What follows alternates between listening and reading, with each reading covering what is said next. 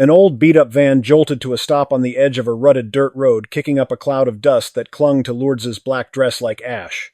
The driver, a tired-looking man in his 50s, twisted around with a short temper and said, "This is where you get off, ma'am." End of the line. "But I paid all the way to San Miguel," Lourdes protested, staring out at a brutal stretch of American desert that looked like it could swallow a person whole. "San Miguel's still about 10 miles that way," he said, pointing to an even rougher track fading into heat haze. "My van won't make it. Engine's overheating, tires are bald."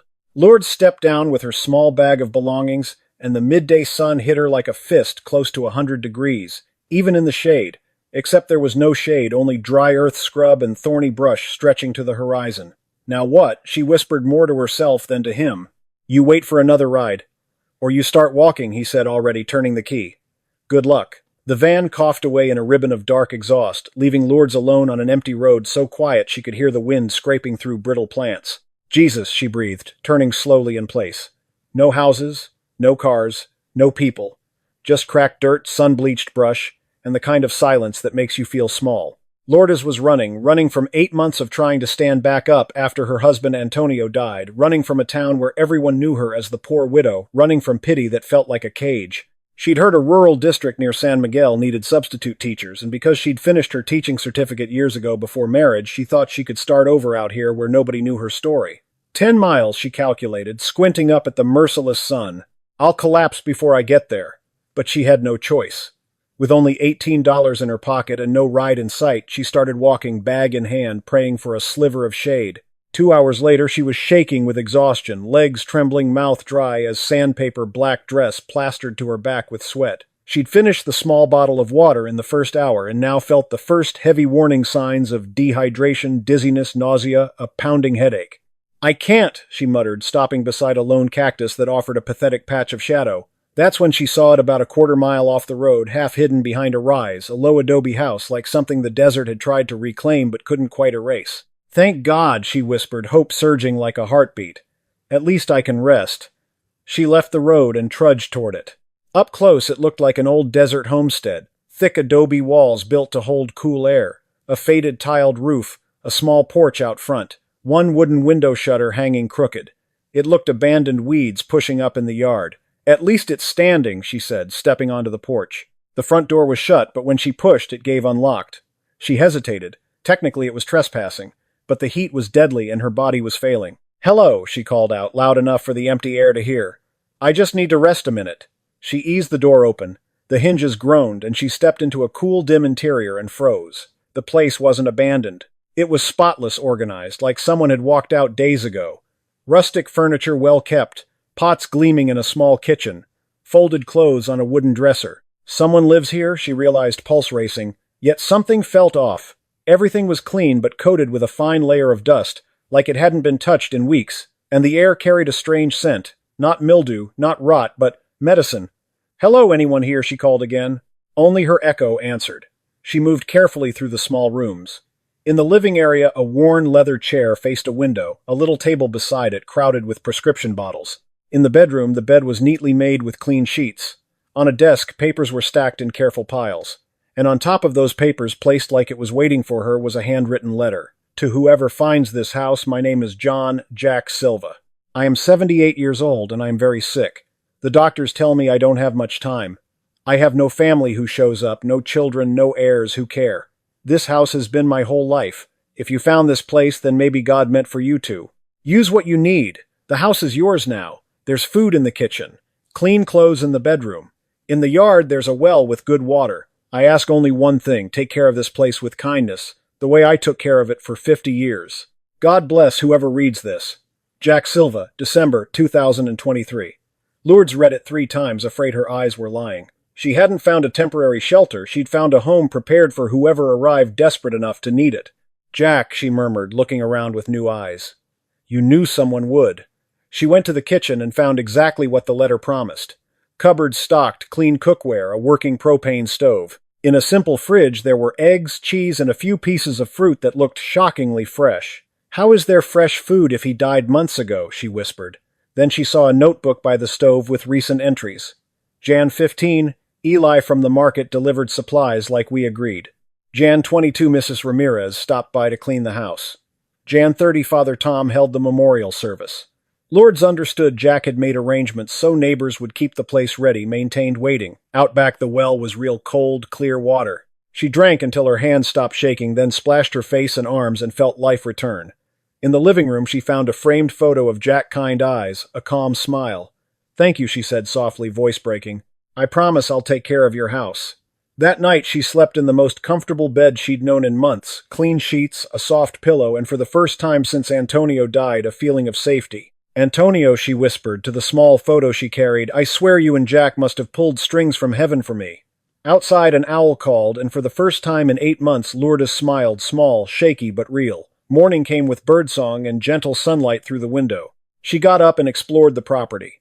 It had everything for a simple, dignified life: a solid house, fruit trees, a small animal pen, a neglected garden that could be revived. "This place has potential," she said, walking the land. "With work, it could be a little piece of heaven." On the desk she found a folder: deed, tax receipts, property registration, everything neat, paid through next year. Taped to the front was another note from Jack. "If you're reading this, the paperwork is in order. The property is in my name. Taxes paid through December 2024. At the county clerk's office there is my will, leaving everything to the person who finds this house and chooses to care for it. Go see Notary Samuel Hart. He will explain. Welcome home." Lourdes sat in Jack's worn chair, holding the documents, trying to understand how in less than a day she'd gone from a lost widow on an empty road to the legal owner of a homestead. "Jack," she told his photo, "you didn't just give me a roof, you gave me a new life." She spent the first 3 days cleaning, organizing, learning her new reality.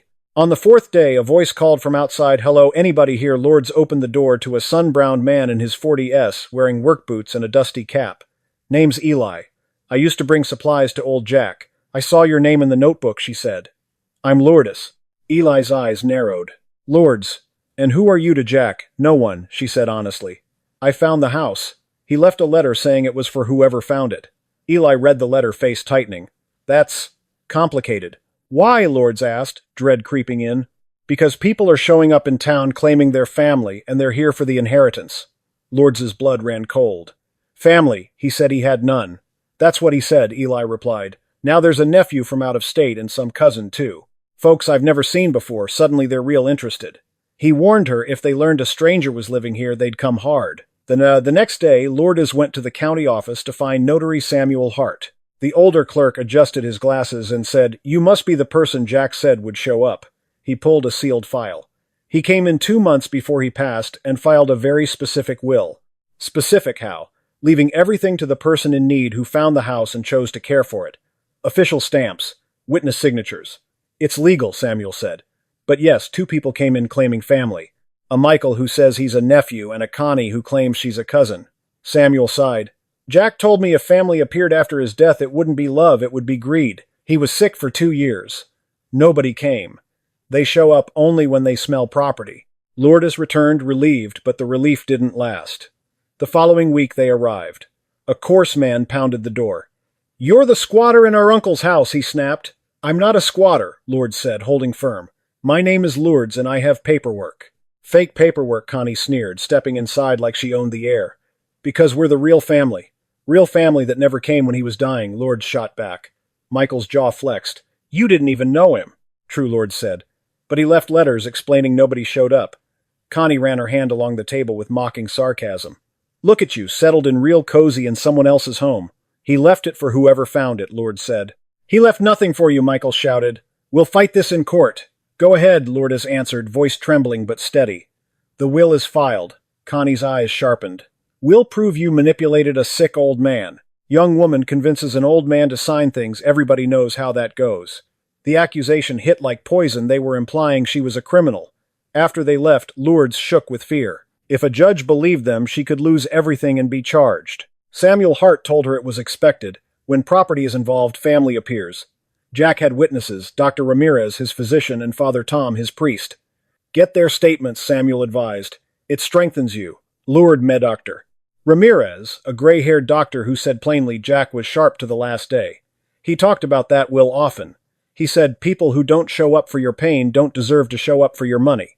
Father Tom echoed it. He feared greedy relatives would appear. He said God would send the right person at the right time. Even with that support, rumors spread in town, suspicious some young outsider inherits everything. Cashiers grew cold. People stared. Lourdes kept the house exactly as Jack left it, caring for the property while living under a constant tightness in her chest. 3 months later, a court notice arrived. Michael and Connie were officially contesting the will, claiming Jack lacked capacity and that Lourdes exerted undue influence. "Now it's serious," Samuel told her. "You need a lawyer."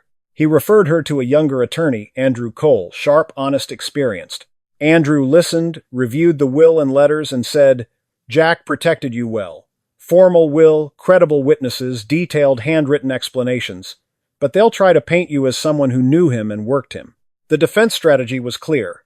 Prove Jack was lucid. Prove Lourdes didn't know him. Prove the will matched Jack's long-planned intent. During preparation, Andrew investigated Michael was indeed a nephew, but hadn't spoken to Jack in 15 years.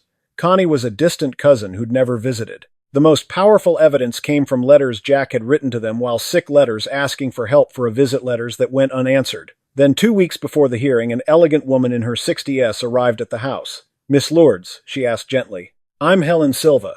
I was Jack's neighbor for 20 years. Helen explained she'd moved away but kept in touch with Jack by phone. "He told me over and over he planned to leave everything to someone in need," she said, and then she dropped another truth. "You know he left more than the house, right?" Lourdes's heart jolted. "What do you mean he had savings?" Helen said. "A lot. He told me he'd saved over $25,000 hidden somewhere safe, and he'd leave a clue for the person who inherited."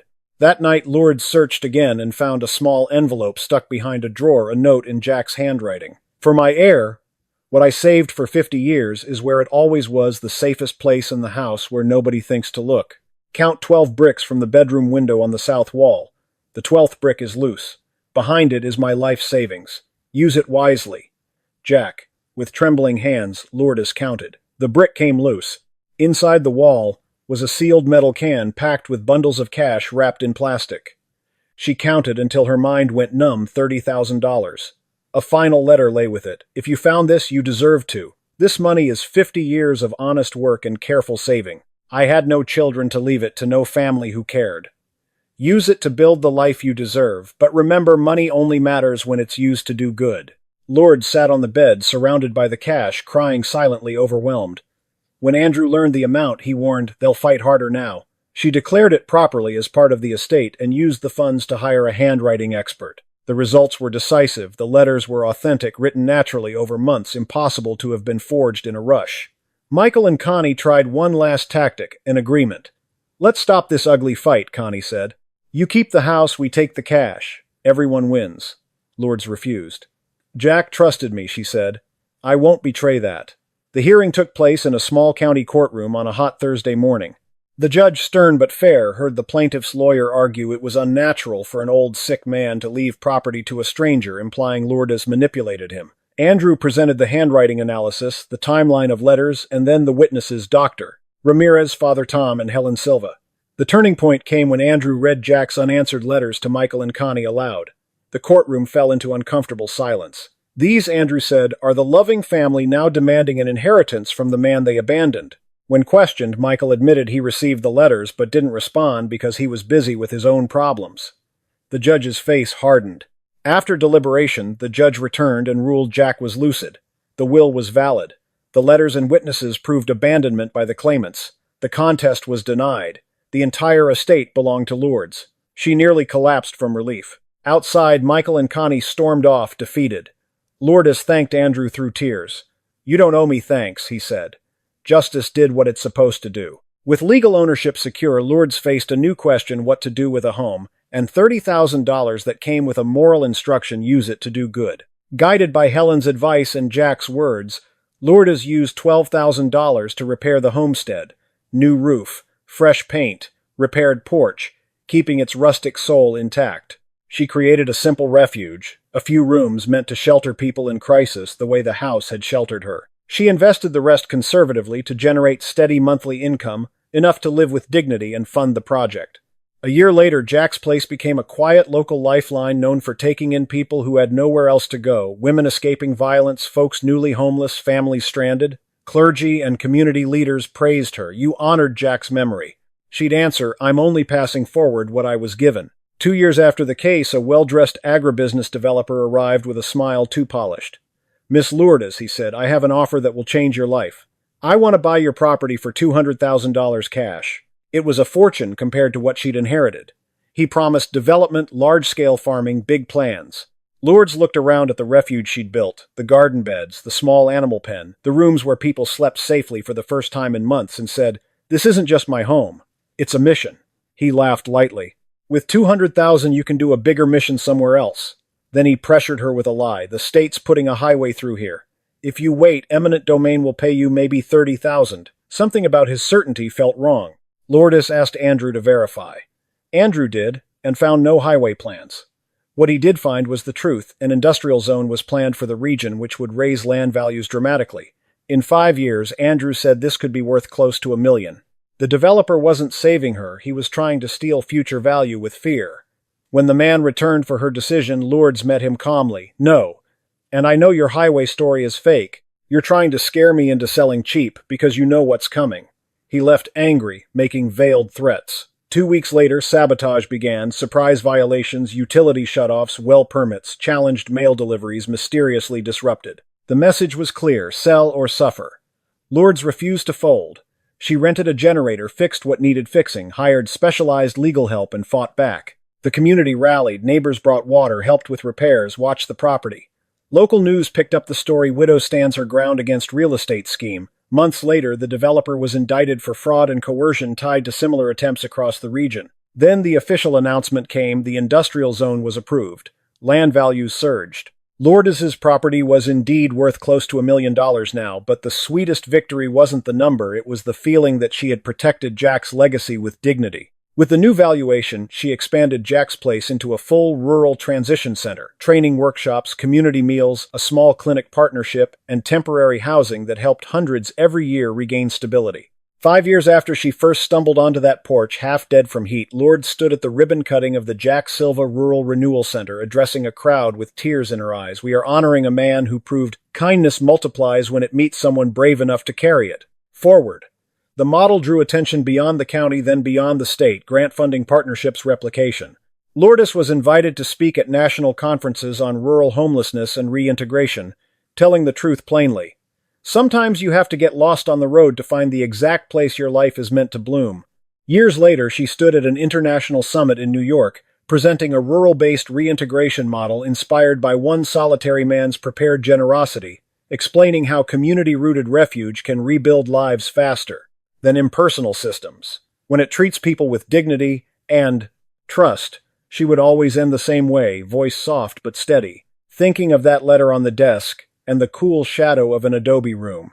The real treasure wasn't a house or money, it was the proof that one person's quiet kindness can become a movement when it reaches the right hands.